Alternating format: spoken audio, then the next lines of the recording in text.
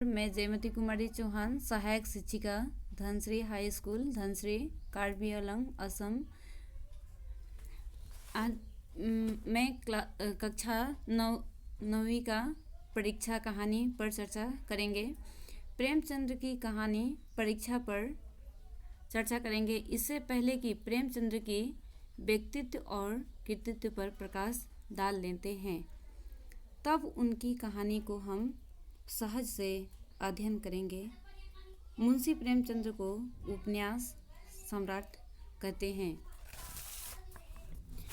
हिंदी के महान कथाकार प्रेमचंद्र का जन्म 31 जुलाई 1880 को बनारस के लमही ग्राम में हुआ था। उनका पूरा नाम धनपत राय था। प्रेमचंद्र का बचपन अभावों में बीता और शिक्षा बीए तक की हो पाई। उन्होंने शिक्षा विभाग में नौकरी की, परंतु असहयोग आंदोलन में सक्रिय भाग लेने के लिए सरकारी नौकरी से त्यागपत्र दे दिया और वे लेखन कार्य के प्रति पूरी तरह समर्पित हो गए। 8 अक्टूबर 1936 को इस महान साहित्यकार का देहांत हो गया। प्रेमचंद्र की कहानियाँ मानसरोवर के 8 भागों में संकलित है। सेवा सदन, प्रेम आश्रम, रंगभूमि, कायाकल्प, निर्मला, गबन, क्रमभूमि, गोदान उनके प्रमुख उपन्यास हैं। उन्होंने हंस, जागरण, माधुरी आदि पत्रिकाओं का संपादन भी किया।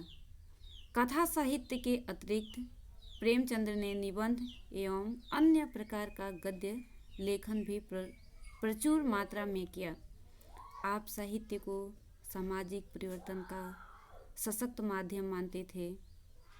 उन्होंने जिस गांव और शहर के परिवेश को देखा और जिया, उसकी अभिव्यक्ति उन्होंने कथा साहित्य में की।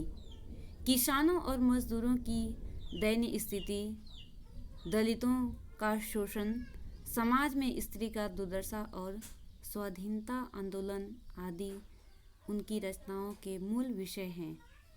प्रेमचंद्र का साहित्य मूलतः समाज सुधार और राष्ट्रीय भावना से प्रेरित है।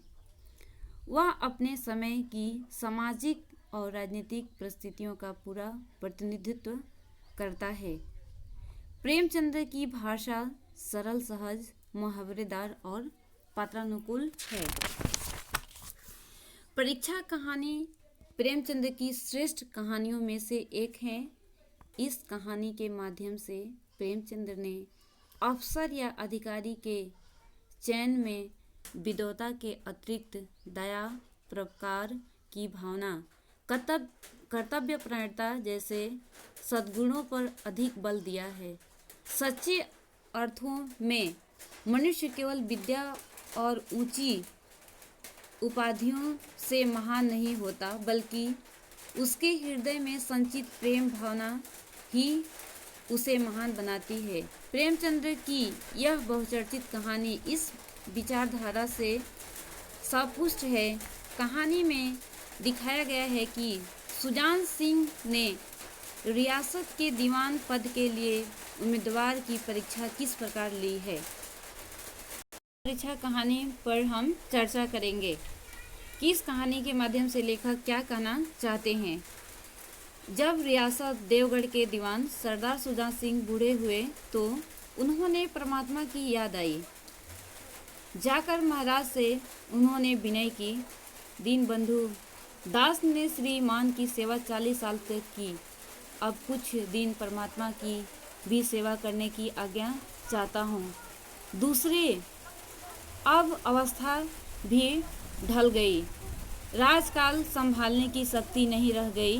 कहानी भूल चूक हो जाए तो बुढ़ापे में दाग लगे, सारी जिंदगी की नेकनामी मिट्टी में मिल जाए। देवगढ़ के इस पाठ में लेखक ने यह बताया, देवगढ़ के जो दीवान हैं सरदार सुजान सिंह, वह कहते हैं महाराज से जाकर कि श्रीमान की सेवा करते करते अब बहुत साल यानी 40 साल का समय बीत गया है। वह कहते हैं कि अब मुझे अब परमात्मा यानी भगवान की सेवा करना चाहते हैं कि इस बूढ़े अवस्था में मैं भगवान का सेवा कर लूं, क्योंकि उनकी जो अवस्था है वह बूढ़े हो चुके हैं, इसलिए वह भगवान के शरण में जाना चाहते हैं। राजा साहब अपने